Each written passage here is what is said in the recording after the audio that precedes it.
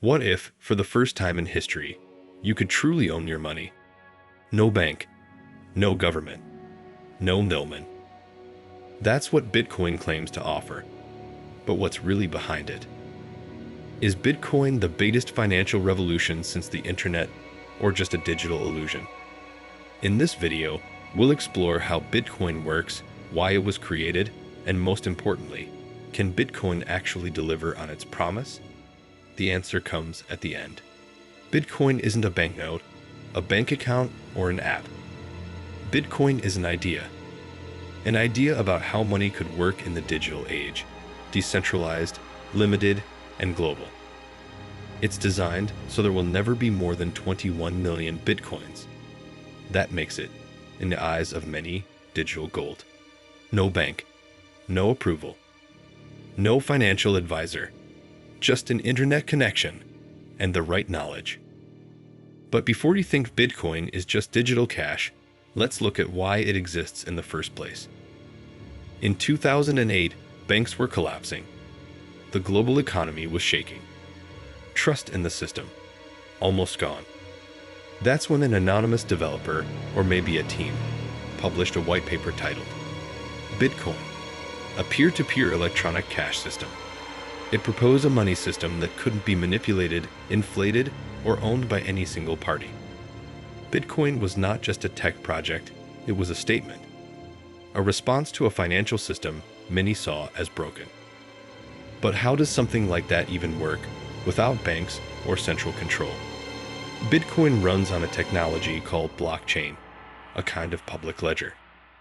Imagine every single Bitcoin transaction ever made is recorded in that ledger, and everyone can see it. There's no central server.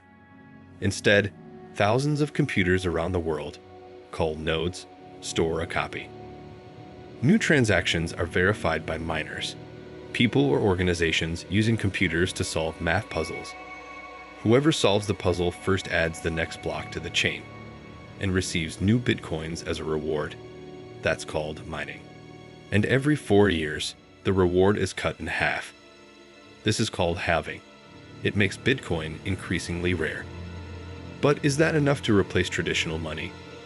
Some people use Bitcoin for payments, donations, online purchases, or sending money across borders.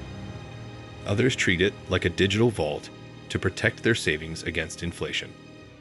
In countries like Venezuela or Argentina, where currencies collapse, Bitcoin offers a real alternative. And some governments are even experimenting. El Salvador made Bitcoin legal tender. But is it practical for everyday use? Not quite. At least, not yet. Bitcoin faces challenges. Critics say it's too slow, too volatile, and uses too much energy. It's true, mining Bitcoin consumes a lot of power. But over half of it now comes from renewable sources, and that share is growing. Technologies like the Lightning Network are also making transactions faster and cheaper, nearly instant. Still, the question remains, is Bitcoin a serious innovation or just digital speculation? If you want to own Bitcoin, the process is simple. You can buy it using apps like Binance, Coinbase, or Bitpanda. You'll need a digital wallet. That's where you store your Bitcoin.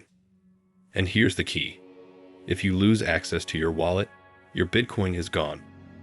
No password reset. No hotline. You are your own bank. That's the risk and the beauty of Bitcoin. So, back to our first question. Can Bitcoin truly give you full ownership of your money? The answer, yes, if you're ready to take responsibility. Bitcoin isn't perfect. It's not the ultimate solution to everything. But it's a tool for freedom, transparency, and financial self-sovereignty. It has already changed how we talk about money, and it's only just getting started. If this video helped you understand Bitcoin better, feel free to like and subscribe to Crypto and Assets. Here we talk about crypto, stocks, ETFs, and more. Clear, honest, and to the point. Thanks for watching, and see you in the next one.